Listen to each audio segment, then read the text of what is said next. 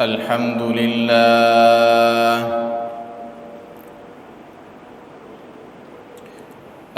لله نحمده ونستعينه ونستغفره ونؤمن به ونتوكل عليه ونعوذ بالله من شرور أنفسنا ومن سيئات أعمالنا من يهده الله فلا مضل له ومن يضلله فلا هادي له ونشهد أن لا إله إلا الله وحده لا شريك له ونشهد أن سيدنا ومولانا محمدًا عبده ورسوله أما بعد فأعوذ بالله من الشيطان الرجيم بسم الله الرحمن الرحيم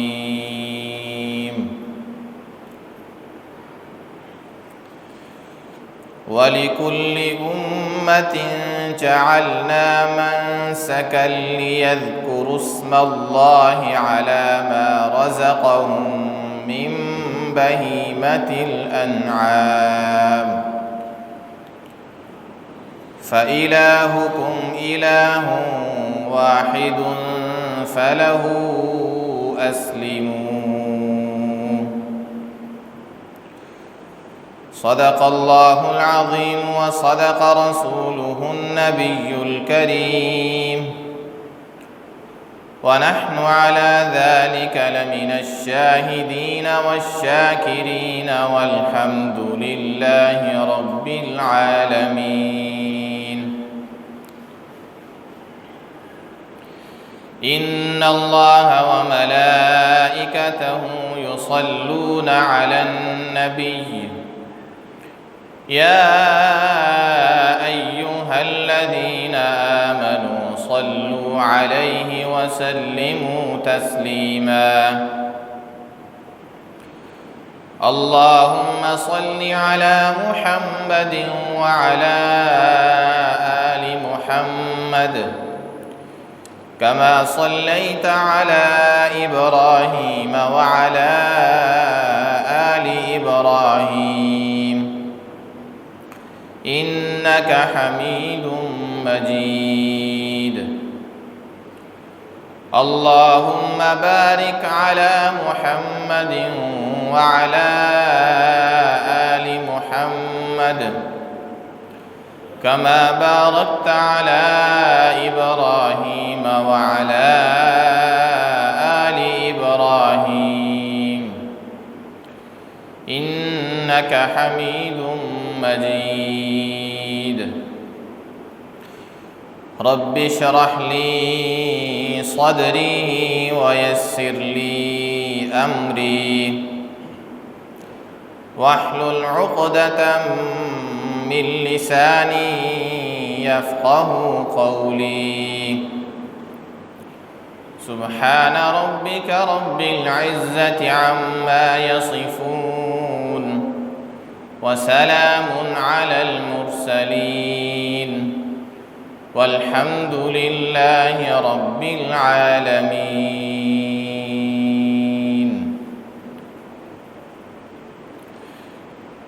حضرات گرامی،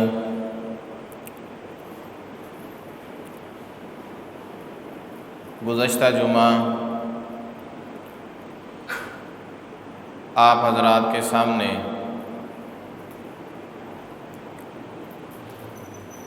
ذی الحجہ کے پہلے 10 دن ان کے بارے میں کچھ باتیں عرض کی گئی تھیں۔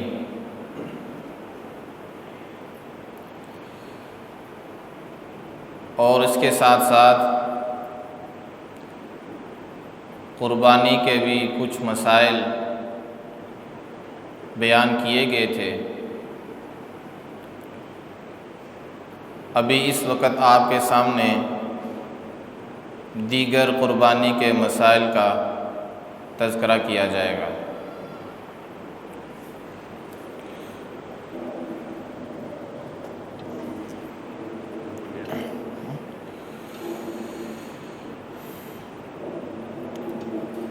گزشتہ جمعہ یہ بات آپ کو بتائی گئی کہ قربانی کن جانوروں کی جا سکتی ہے اور ان جانوروں کی عمر کتنی ہونی چاہیے، کتنی عمر کا جانور ہو تو اس کی قربانی کرنا جائز ہے اور کتنی عمر کا جانور ہو اس کی قربانی کرنا جائز نہیں ہے۔ بکرا اور بکری اگر اس کی قربانی کرنی ہو تو اس کے لیے ضروری ہے کہ ان کی عمر 1 سال مکمل ہو چکی ہو اور دوسرا سال شروع ہو چکا ہو۔ دمبا اور دمبی، مینڈا اور بھیڑ یہ اگر 6 مہینے کے ہوں، 7 مہینے کے ہوں اور ہوں موٹے تازے تو ان کی بھی قربانی کرنا جائز ہے۔ ان کے لیے سال کا پورا ہونا ضروری نہیں ہے۔ اسی طرح گائے اور بھیل، بھینس اور بھینسا، ان کے لیے ضروری ہے کہ یہ پورے 2 سال کے ہوں، 2 سال مکمل ہو چکے ہوں، تیسرا سال شروع ہو چکا ہو۔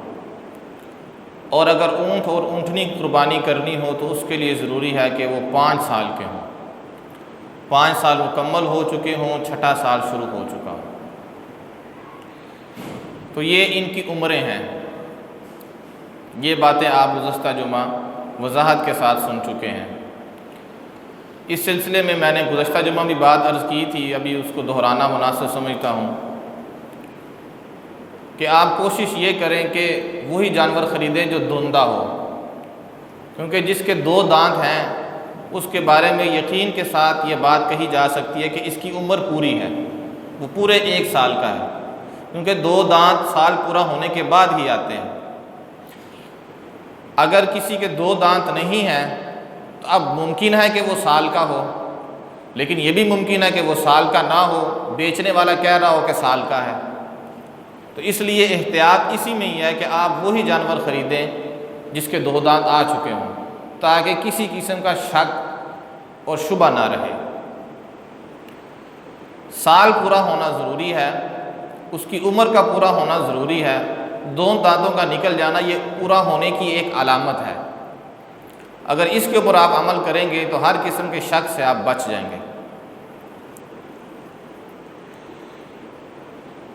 اب اس سے اگلی بات یہ ہے کہ قربانی کا وقت کیا ہوتا ہے۔ تو قربانی کا وقت ایک تو وہ وقت ہے کہ جب قربانی کا وقت شروع ہوتا ہے، اور ایک وقت وہ ہے جب قربانی کا وقت ختم ہوتا ہے۔ جس دن عید ہوتی ہے اس دن عید کی نماز کے بعد قربانی کا وقت شروع ہوتا ہے، اور عید کے تیسرے دن سورج غروب ہونے کے بعد قربانی کا وقت ختم ہو جاتا ہے۔ سورج کے غروب ہونے سے ہی قربانی کا وقت ختم ہو جاتا ہے۔ ہمارے یہاں آج اس سال جو عید ہے وہ بدھ کے دن ہے، تو بدھ، جمعرات اور جمعہ یہ 3 دن قربانی کرنے کے 3 دن ہیں۔ جمعے کا دن جب سورج غروب ہوگا تو سورج کے غروب ہونے سے ہی قربانی کا وقت بھی ختم ہو جائے گا۔ تو قربانی کا وقت شروع ہوتا ہے عید کے دن، عید کی نماز کے بعد۔ جن دیہاتوں میں عید کی نماز نہیں ہوتی وہاں قربانی کا وقت شروع ہوتا ہے فجر کی نماز کے ٹائم۔ جو ہی فجر کا وقت شروع ہو گیا قربانی کا وقت شروع ہو گیا، اس لیے کہ اس میں عید تو ہے نہیں۔ شہروں میں تو عید ہوتی ہے، اس لیے عید کا انتظار کیا جاتا ہے، جب عید کی نماز پڑھی جاتی ہے تو اس کے بعد قربانی کی جاتی ہے۔ تو دیہاتوں میں تو عید ہی نہیں ہے، اس لیے دیہاتوں کے اندر جہاں عید کی نماز نہیں ہوتی، جو ہی فجر کا وقت شروع ہوگا تو قربانی کا وقت شروع ہو جائے گا۔ اگر کسی دیہات میں کسی آدمی نے فجر کے وقت ہی قربانی کر دی اس کی قربانی ہو جائے گی، اس لیے کہ وہاں عید کی نماز نہیں ہے۔ شہروں میں عید کی نماز ہے، تو شہروں کے اندر جب تک عید کی نماز نہ ہو جائے کسی جگہ پر، اس عید کی نماز سے پہلے قربانی نہیں ہوگی، قربانی عید کی نماز کے بعد ہی ہوگی۔ اگر کسی نے عید کی نماز سے پہلے قربانی کر لی تو بس وہ یہ سمجھے کہ اس نے ایک جانور ذبح کیا ہے، جیسے عام دنوں میں جانور ذبح کیا جاتا ہے۔ جس طرح وقت سے پہلے نماز نہیں ہے، اس طرح وقت سے پہلے قربانی نہیں ہے۔ جس طرح وقت سے پہلے حج نہیں ہے، اب حج کے مخصوص دن ہیں، 8 ذی الحج، 9، 10، 11، یہ سارے حج کے دن ہیں۔ اب بندہ پہلے ہی حج کا احرام باندھتا پھرے اور مینا میں بھی ہوا ہے، عرفات میں بھی ہوا ہے، تو ایسے تو نہیں حج ہوگا، اس کا ایک وقت ہے۔ اس طرح قربانی کا بھی وقت ہے کہ جس دن عید کی نماز ہوتی، جس دن عید ہوتی ہے، اس دن عید کی نماز کے بعد سے لے کے تیسرے دن سورج کے غروب ہونے سے ہی قربانی کا وقت ختم ہو جائے گا۔ ہمارے یہاں اہل حدیث علماء ہیں، ان کی طرف سے یہ بات کہی جاتی ہے کہ قربانی کے 4 دن ہیں، لیکن اہل حدیث علماء میں سے بھی آپ کو ایسے عالم مل جائیں گے جو اس بات کے قائل ہیں کہ قربانی 3 دن ہے۔ ہمارے یہاں جو جامعہ محمدیہ ہے، اس میں ایک ان کے عالم ہیں، یہاں پڑھتے تھے کسی زمانے میں، اب تو وہ پڑھ کے اب تو فوت بھی ہو چکے ہیں۔ وہ کہا کرتے تھے کہ قربانی 3 دن ہے۔ وہ یہیں اسی ہمارا قریب ہے نا جامعہ محمدیہ اہل حدیثوں کا، وہ یہاں پڑھتے تھے، تو انہوں نے اپنی کتابوں میں یہی لکھا ہے کہ ہمارے نزدیک قربانی جو ہمیں بات سمجھ آتی ہے وہ یہی ہے کہ قربانی 3 دن ہے۔ حافظ زبیر علی زئی ان کا نام تھا، جامعہ محمدیہ میں وہ پڑھے ہوئے تھے، اور آپ نے نام سنا ہوگا حافظ عبد المنان نور پوری صاحب کا۔ حافظ عبد المنان صاحب ان کے استاد تھے، وہ یہیں پڑھ کے گئے ہوئے تھے۔ تو بعد میں وہ یہ کہتے تھے کہ قربانی 3 دن ہی ہے، ان کے رسائلوں میں، ان کی کتابوں میں یہی بات لکھی ہوئی ہے۔ تو بہرحال قربانی 3 دن ہے۔ حضرت عبداللہ بن عمر، حضرت علی رضی اللہ تعالیٰ عنہما، ان سے یہی بات ثابت ہے کہ قربانی 3 دن ہے۔ ایک وہ دن کہ جس دن عید کی نماز پڑھی جاتی ہے، اور 2 دن اس کے بعد، تو ایک عید کا دن اور 2 دن اس کے بعد، تو کل 3 دن ہو گئے۔ تو یہ 3 دن قربانی کے ہیں۔ ہمارے یہاں جب لوگ جانور خریدنے جاتے ہیں تو بڑی چھان پھٹک کرتے ہیں، جانور کو دیکھتے ہیں، ہر طرف سے دیکھتے ہیں کہ یہ بالکل ٹھیک ہے۔ عام طور پہ تو یہی ہوتا ہے کہ جب لوگ جانور خرید کے لاتے ہیں تو بالکل ٹھیک ہی لاتے ہیں۔ اگر جانور خریدا تھا کسی نے بالکل ٹھیک، بعد میں اس کے اندر کوئی خرابی پیدا ہو گئی، اور خرابی بھی ایسی کہ اب اس جانور کی قربانی لگ نہیں سکتی، خرابی بھی ایسی کہ اب جانور کی قربانی لگ نہیں سکتی، ایسا عیب اس کے اندر پیدا ہو گیا کہ اب اس کو جانور کی قربانی نہیں ہو سکتی۔ خریدا تو بالکل ٹھیک تھا، اب بعد میں آ کے ایسی خرابی پیدا ہو گئی ہے کہ اس جانور کی قربانی اب ہو نہیں سکتی۔ ایسی صورت میں بندہ کیا کر سکتا ہے؟ تو ایسی صورت میں بندہ یہی کر سکتا ہے کہ اگر وہ نہیں خرید سکتا ہے نیا جانور تو ضرور خریدے، اس جانور کی قربانی نہ کرے، اور اگر وہ نہیں خرید سکتا، اس کے اندر ہمت ہی اتنی تھی جتنا اس نے خرید لیا، تو اب اسی کو اللہ کی بارگاہ میں ذبح کر دے اور اللہ سے دعا کرے، یا اللہ جتنی میرے اندر ہمت تھی میں نے کر دیا، امید ہے اللہ اس کی قربانی کو قبول فرمائے گا۔ جو کر سکتا ہے وہ لے کے آئے، جو نہیں کر سکتا وہ پھر اس عیب دار جانور کی قربانی ہی اللہ کی راہ میں قربان کر دے۔ اس لیے کہ یہ تو اصل میں ہمارا امتحان ہے، اللہ کو تو ہماری قربانی کی کوئی ضرورت نہیں ہے، یہ ہمارے امتحان اور ہماری آزمائش، اللہ تعالیٰ دیکھتا ہے کہ بندہ کتنی قربانی کرتا ہے۔ تو اب جتنی ہمت تھی اتنی تو بندے نے کر دی ہے، اب بندے کے پاس ہمت ہی نہیں ہے تو بندہ کر دے، چاہے وہ عیب دار ہو تو عیب دار ہی کر دے۔ تو خریدا تو جانور بالکل ٹھیک تھا، بعد میں کوئی مسئلہ پیدا ہو گیا، تو اگر بندہ نہیں خرید سکتا ہے تو نہیں خریدے، نیا جانور خریدے، لیکن اگر نیا جانور نہیں خرید سکتا تو پھر وہی اسی کو قربان کر دے، امید ہے اللہ اس کی قربانی کو قبول فرمائے گا۔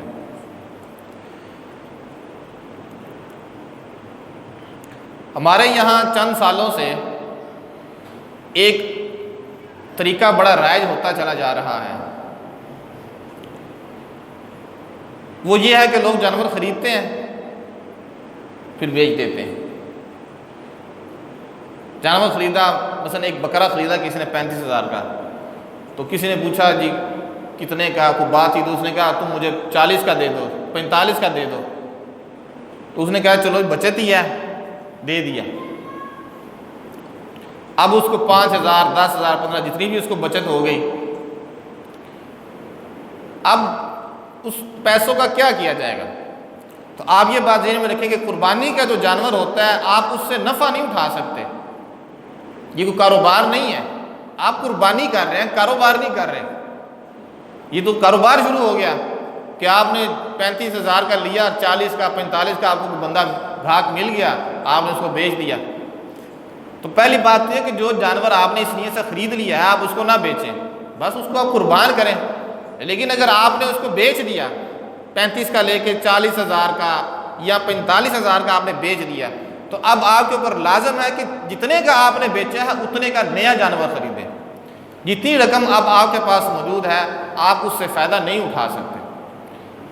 اب ہم فرض کر لیتے ہیں کہ 35,000 کا جانور تھا، بک گیا 45 کا، کتنا نفع ہو گیا؟ 10,000۔ اب اس کے پاس کل رقم ہے 45,000۔ اب اس کو چاہیے کہ یہ 45 کا 45 ہی قربانی کے اندر لگائے، وہ جیسے کیسے بھی ہو۔ فرض کریں ایک اس کی بہترین صورت تو یہ ہے کہ وہ جائے بازار میں اور 45,000 کا جانور خرید کے لے آئے۔ اب تو سارا لگ گیا نا، جتنا اس نے کمایا تھا وہ سارا لگ کے اچھا جانور لے آئے۔ اور بعض اوقات ایسے بھی ہوتا ہے کہ اس کو پھر 40 کا مل گیا، 5 پھر بچ گیا۔ اب جو 5 بچ گیا ہے یا تو اس میں اور پیسے ڈال کے قربانی کے اندر حصہ کر لے یا اس کو اللہ کے راستے میں دے دے۔ قربانی بیچ کر جو پیسہ کمایا ہے آپ اس سے نفع نہیں اٹھا سکتے، وہ اب اللہ کے راستے میں ہی جائے گا۔ مجھے بات سمجھ آ رہی ہے نا؟ ہاں، جب آپ نے جانور خرید لیا پہلے تو آپ کو بیچنا ہی نہیں چاہیے، وہ تو قربانی ہے۔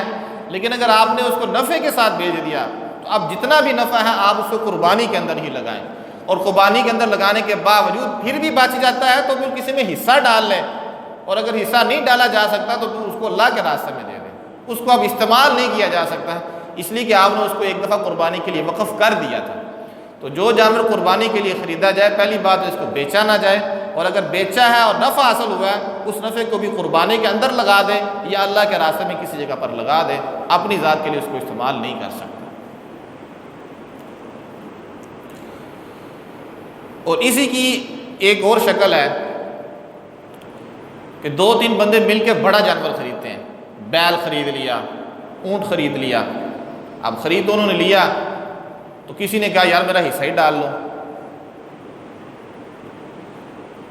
میرا حصہ ہی ڈالو، تم تو 2 بندے ہو 3 بندے ہو تو میرا بھی حصہ ڈال لو، 7 حصے تو ہو سکتے ہیں بڑے جانور میں، 7 تک تو حصے ہو سکتے ہیں، تو میرا بھی حصہ ڈال لو۔ یہ بھی ہمارے ہاں سلسلہ چل پڑا ہے۔ ایسی باتیں ہونی نہیں چاہیے، اس وجہ سے کہ آپ قربانی کر رہے ہیں اور اس طرح کی چیزوں سے دنیا کی محبت کی بو آتی ہے کہ آپ کو تھوڑا سا پرافٹ ملا، آپ نے کہا چلو جی جان دے، قربانی کرنی اور کر لیں گے۔ تو یہ قربانی ہے، آپ اس کی اصل دیکھیں کہ ابراہیم علیہ السلام نے کیسے قربانی کی تھی۔ آپ اس کو ذہن میں اس بات کو اپنے ذہنوں میں لائیں تو پھر آپ سوچیں کہ آپ کیا کر رہے ہیں۔ یہ بات بہت عجیب سی بات ہے، لیکن جو کہ اب لوگ کرتے ہیں، اس طرح کا کام نہیں کرنا چاہیے۔ بس آپ نے خرید لیا تو ٹھیک ہے، بس اس کو اللہ کے راستے میں قربان کریں۔ تو بہرحال میں جو اب مسئلہ بتانا چاہتا ہوں وہ یہ ہے کہ 2-3 بندوں نے نا بڑا جانور خرید لیا۔ فرض کریں 2 بندوں نے بڑا جانور بیل خرید لیا، اونٹ خرید لیا۔ خریدنے کے بعد کوئی پڑوسی آگے، کوئی رشتہ دار آگے کہ ہمیں بھی شامل کر لیں، ہمارا بھی حصہ ڈال لیں۔ اب اس کے بارے میں مسئلہ یہ ہے کہ جن 2 بندوں نے پہلے جانور خریدا تھا، تو جب انہوں نے جانور خریدا تھا اس وقت ان کی نیت تھی کہ ہم اس میں اور لوگوں کو شامل کریں گے، یا اس وقت ان کی نیت ہی نہیں تھی؟ ظاہر ہے اگر تو ان کی یہ نیت تھی کہ بھائی ابھی تو ہم 2 لے رہے ہیں، لیکن جب ہم اپنے محلے میں جائیں گے، اپنے گھر جائیں گے تو ہم اپنے رشتہ داروں سے، اپنے پڑوسیوں سے کہیں گے کہ ہمارے ساتھ شریک ہو جاؤ۔ اگر تو پہلے دن سے یہ نیت تھی کہ ہم اس میں اور لوگوں کو شریک کریں گے تو کرتے رہیں، کریں شریک۔ ظاہر ایک حصے کی بھی تو قربانی ہو جاتی ہے نا، ضروری تو نہیں کہ 3 حصے ہی ہوں، 4 حصے ہی ہوں، 5 حصے ہی ہوں۔ گائے بیل میں 1 حصہ بھی ہو تو قربانی تو ہو جاتی ہے۔ تو اگر تو جن 2 بندوں نے پہلے دن بڑا جانور خریدا ہے اور ان کی نیت بھی یہی تھی کہ ہم نے اس میں اور لوگوں کو بھی حصے دار بنانا ہے، شریک بنانا ہے، تو پھر تو وہ یہ کریں۔ لیکن اگر ان کی یہ نیت ہی نہیں تھی، نیت ہی تھی کہ ہم قربانی کریں گے لیکن بعد میں جب آئے باتیں شاتیں سنی، لوگوں کی کانوں میں باتیں پڑیں، تو پھر کہا کہ بھائی کی ضرورت ہے اتنا مہنگا قربانی کرنے کی، حصہ ایک بھی تو ہو سکتا ہے، تو چلو کرو شریک، اس کو بھی شریک کرو، اس کو بھی شریک کرو۔ اگر یہ کیا نا تو ہے یہ بھی جائز، لیکن یہ بہت مکروہ اور ناپسندیدہ کام ہے، اور اس کے ناپسندیدہ ہونے کی وجہ یہی ہے کہ اس میں دنیا کی محبت نظر آ رہی ہے، کہ جب آپ نے ایک دفعہ جانور لے لیا تو بس ٹھیک ہے، اس کو قربان کریں آپ۔ اب یہ بات بھی آپ سمجھ لیں کہ شریک اگر کسی کو جانور میں کرنا ہے تو پہلے دن سے نیت کر کے جانور خریدے کہ ہم نے اس میں اوروں کو شریک کرنا ہے، لیکن اگر پہلے دن سے نیت ہی نہیں تھی، پہلے دن تو اپنے لیے خریدا اور بعد میں بندے تلاش کرتا پھر رہا ہے کہ چلو یار بچت ہو جائے گی اور کسی کو شریک کر لیں، پیسے بچ جائیں گے، اس کو بھی شریک کر لیں، اس کو بھی شریک کر لیں، یہ جائز تو ہے لیکن یہ کیا ہے؟ ناپسند ہے، بہت ہی ناپسند ہے۔ تو اس لیے اس سے بچیں، پہلے دن سے جو آپ نے نیت کی ہے اس کے اوپر پکے رہیں۔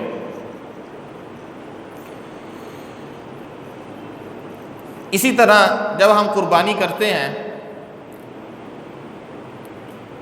تو ہمارے ہاں یہ بھی اب سلسلہ ہے کہ ہم بعض اوقات میت کی طرف سے بھی قربانی کرتے ہیں، کوئی والد فوت ہو گئے ہیں، والدہ فوت ہو گئی ہیں، بھائی فوت ہو گیا، کوئی رشتہ دار ہے، اس کی طرف سے بھی قربانی کا ارادہ ہوتا ہے۔ آپ اگر کسی کی طرف سے قربانی کرنا چاہتے ہیں تو کریں، لیکن اس میں تھوڑی سی وضاحت ہے۔ وہ وضاحت یہ ہے کہ جب آپ نے میت کی طرف سے قربانی کی ہے تو اس کی ایک صورت تو بعض اوقات یہ ہوتی ہے کہ میت خود کہہ کے جاتی ہے، مرنے سے پہلے میت وصیت کر کے جاتی ہے کہ بھائی میری طرف سے قربانی کرنی ہے، میں پیسے چھوڑ کے جا رہا ہوں، آپ نے میری طرف سے قربانی کرنی ہے۔ اگر میت کہہ کر جائے اور میت کے کہنے پر میت کے مال میں سے قربانی کر دی جائے، اب یہ جو قربانی ہوگی اس کا گوشت صرف غریب لوگ ہی کھائیں گے، امیروں کو کھانے کی اجازت نہیں ہوگی۔ جب میت کہہ کر جائے کہ میرے مال میں سے قربانی کرنی ہے، تو جب میت کہہ کر جائے گی تو میت کے کہنے سے جو قربانی کی جائے گی اس قربانی کا گوشت صرف کون کھائے گا؟ غریب لوگ، مالداروں کو کھانے کی اجازت نہیں ہوگی۔ یہ اس کا کہنا آپ یوں سمجھے کہ جس طرح کہ وہ وصیت کر کے جا رہا ہے کہ اللہ کے راستے میں مال دینا، غریبوں کو کھلا دینا، یہ اس کے حکم میں ہے۔ تو جس طرح وہ مال صرف فقراء کو کھلایا جاتا ہے، اسی طرح یہ قربانی بھی صرف فقیروں کو کھلائی جائے گی اور کسی کو نہیں کھلائی جائے گی۔ خود جو لوگ قربانی کر رہے ہوں گے نا میت کی طرف سے، وہ بھی نہیں کھائیں گے، ہاں وہ خود مستحق ہیں تو کھا لیں، خود فقیر ہیں غریب ہیں تو کھا لیں، امراء کو کھانے کی اجازت نہیں ہوگی۔ تو یہ صورت میت کی طرف سے قربانی کرنے کی ہے کہ میت خود کہہ کے جا رہی ہے، وصیت کر کے جا رہی ہے، لیکن اگر کسی کو خود ہی ایک جذبہ پیدا ہوا کہ میں اپنے بڑوں کی طرف سے قربانی کروں، وہ کہہ کے نہیں گئے تھے کہ میری طرف سے قربانی، اس کو خود ہی ایک جذبہ پیدا ہوا کہ میں قربانی کروں، میت کی طرف سے ان کے اصالہ ثواب کے لیے میں قربانی کروں، تو عام اگر حالات میں قربانی کی جائے تو اس کا ثواب میت کو بھی پہنچے گا اور اس کا گوشت ہر ایک کو کھانے کی اجازت ہوگی۔ تو میت کی طرف سے قربانی کرنے میں گوشت میں ذرا فرق کرنا پڑے گا، میت کہہ کر جائے اور اس کے مال میں سے کی جائے تو پھر فقراء اور غرباء کو ہی وہ گوشت کھلایا جائے گا۔ اگر میت نے نہیں کہا تھا اور خود ہی اس کے رشتہ داروں میں یہ جذبہ پیدا ہوا کہ ہم اپنے بڑوں کے لیے اور ان کو ثواب پہنچانے کے لیے ہم قربانی کرنا چاہتے ہیں تو ضرور کریں، اور اس کا گوشت خود بھی کھائیں، فقراء کو کھلائیں، جس کو بھی کھائیں، یہ ان کی مرضی۔ نبی صلی اللہ علیہ وسلم نے بھی قربانی کی تھی، آپ نے قربانی کی، آپ نے فرمایا یا اللہ اس قربانی کو مجھ محمد کی طرف سے صلی اللہ علیہ وسلم اور آل محمد کی طرف سے اور پوری امت محمدیہ کی طرف سے قبول و منظور فرما۔ تو میت کی طرف سے قربانی کی جا سکتی ہے ان کے اصالہ ثواب کے لیے، ان کو ثواب پہنچانے کے لیے، لیکن ان کا گوشت، اس قربانی کا گوشت کھایا جا سکتا ہے کہ یہ نہیں، اس کی میں نے وضاحت کر دی کہ اگر وہ وصیت کر کے گئی تھی تو پھر فقراء کو کھلایا جائے گا، اگر انہوں نے وصیت نہیں کی تھی، عام حالات میں کسی کے دل میں جذبہ پیدا ہوا کہ اپنی بڑوں کی طرف سے قربانی کی جائے تو وہ ضرور کرے، اور اس کا گوشت خود بھی کھا سکتا ہے اور فقراء کو بھی کھلا سکتا ہے۔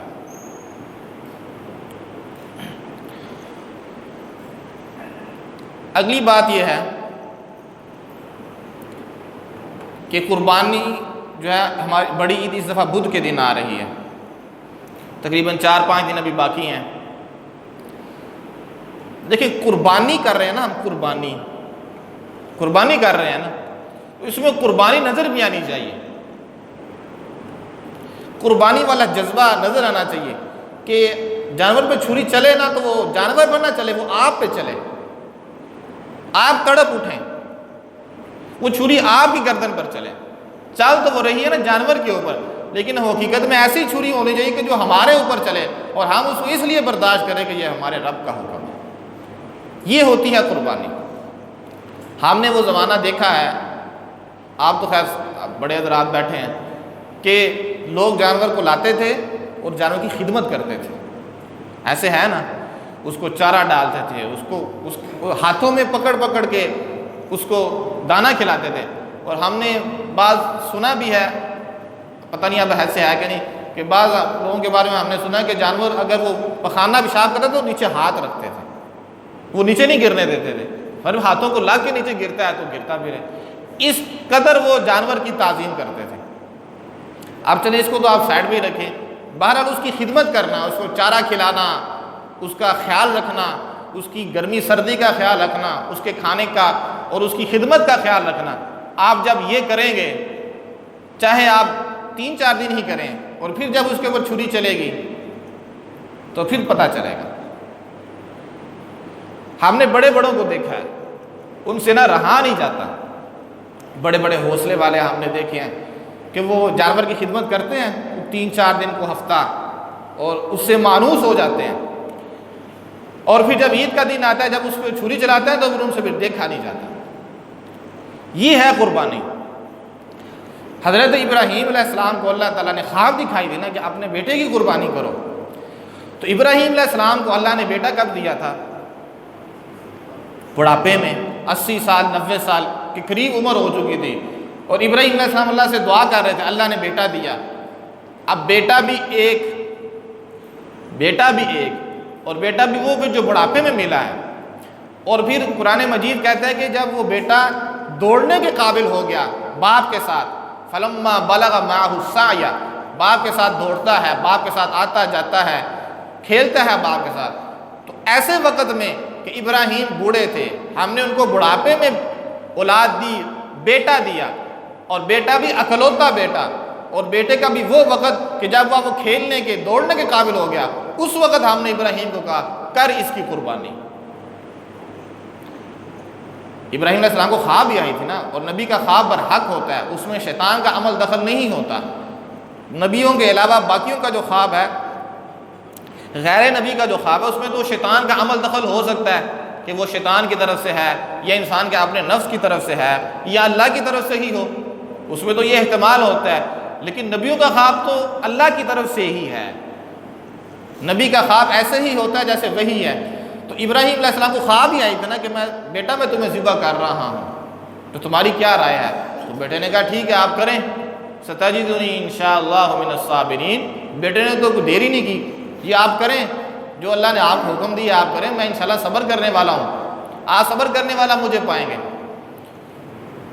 اب ان حالات میں جب ابراہیم علیہ السلام نے چھری چلائی ہوگی تو بتائیں اب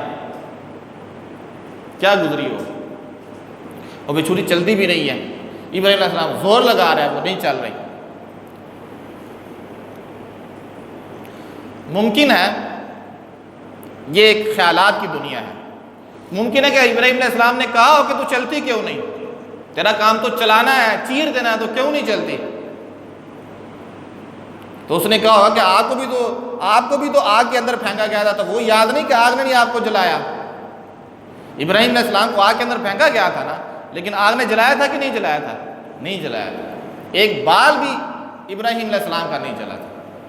تو اب آپ اس تصور کے ساتھ دیکھیں کہ یہ کتنی بڑی قربانی ہے کہ ابراہیم علیہ السلام اپنے اس بیٹے کی جو بڑھاپے میں دیا گیا، اور پھر ہے بھی ایک اکلوتا ہے، اور پھر عمر بھی اس کی وہ ہے کہ جب ابھی وہ دوڑنے کے قابل ہو گیا، تو اللہ تعالیٰ نے کہا اس کو ذبح کر دو۔ تو قربانی ایسی ہو کہ قربانی کے اوپر، جانور کے اوپر جو چھری چل رہی ہو وہ ایسی چھری چلے جو ہمارے اوپر چلے، تو پھر ہمیں صحیح معنوں میں پتہ چلے گا کہ قربانی ہوتی کیا ہے۔ تو اس لیے جب آپ نے جانور خریدنا ہے نا، تو کوشش یہ کریں یہ کوشش ہمت کریں کہ جانور پہلے خریدیں، 3 دن 4 دن، یا کوشش کریں کہ ابھی خریدیں، اس کی خدمت کریں، اس کو کھلائیں، اچھا پلائیں۔ جس طرح آپ اپنے بچوں کی خدمت کرتے ہیں، اس طرح آپ اس کی خدمت کریں کہ اس نے اللہ کے راہ میں قربان ہونا ہے، اس کی گردن کے اوپر اللہ کے راستے میں چھری چلنی ہے، آپ اس کی خدمت کریں۔ پھر جب خدمت کریں گے، پھر جب چھری چلے گی تو وہ چھری اس پہ بھی چلے گی اور خدمت کرنے والے پر بھی چلے گی۔ اس لیے کہ وہ مانوس ہو چکا ہوگا اس سے، وہ تو تڑپ اٹھے گا، وہ روئے گا، لیکن وہ صرف اس لیے برداشت کرے گا کہ یہ میرے رب کا حکم ہے۔ یہ ہے قربانی۔ تو آپ کوشش یہ کریں کہ آپ جانوروں کو پہلے ہی خریدیں تاکہ ان کی اچھی طرح سے خدمت کی جا سکے، وہ موٹے تازے ہوں اور آپ چلتے پھرتے ان کو دیکھیں، بچوں کو بھی ان کی خدمت پہ لگائیں، بچے بھی بڑی خوشی سے ان کی خدمت کرتے ہیں۔ تو یہ اس طرح کرنے سے قربانی کا ایک صحیح معنوں میں جو قربانی کا جذبہ ہے نا، وہ بھی انسان کے اندر پیدا ہوتا ہے کہ بھائی ہم اتنی محبوب چیز کو کہ جو ہم نے اپنے ہی پیسوں سے خریدی اور پھر ہم نے اس کی خدمت کی، اب جب کہ ہم اس سے مانوس ہو چکے ہیں، اب ہم اس کو اللہ کی راہ میں قربان کریں۔ تو یہ آخری بات تھی جو قربانی کے مسائل کے بارے میں میں نے آپ کو بتائی۔ مسائل جو تھے قربانی کے وہ اب تو ہیں بہت زیادہ، لیکن جتنے بتائے جا سکتے تھے، قربانی کا وقت ہے، قربانی کی جانور کی عمر ہے، پھر قربانی کے جانور کو بیچنا ہے، میت کی طرف سے قربانی کرنی ہے، یہ ساری باتیں میں نے آپ سے عرض کر دی ہیں۔ لیکن اس کے علاوہ بھی اگر کسی کو کوئی مسئلہ ہو، کوئی ایسی بات ہو جو بیان نہ کی جا سکی ہو، کوئی ایسا مسئلہ ہو کسی کے ذہن میں یا بعد میں کوئی مسئلہ پیش آ جائے، تو وہ پھر ہمیں بعد میں وہ مسئلہ پوچھ لے، انشاءاللہ ہم اس کی رہنمائی کریں گے۔ اللہ تعالیٰ سے دعا ہے کہ جتنے بھی مسلمان قربانی کریں، اللہ تعالیٰ سب کی قربانیوں کو قبول و منظور فرمائے۔ وما علینا الا البلاغ۔